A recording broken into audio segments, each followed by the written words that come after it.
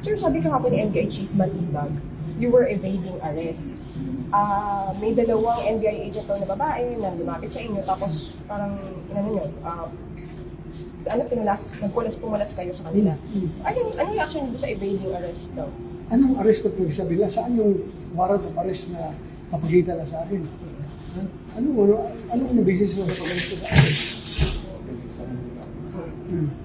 So, you maintain na walang warrant? Wala warrant na pinagkita.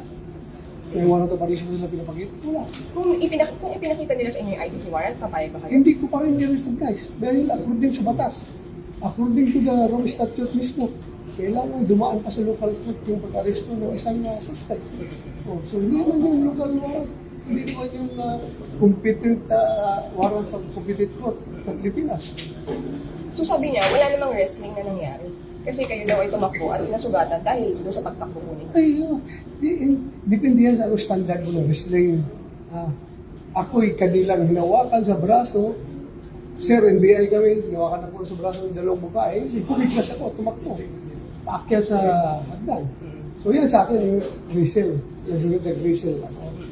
Kailangan ko ba bang i-smackdown, body slam ko yung babae sa sahig para mag-qualify as wrestling?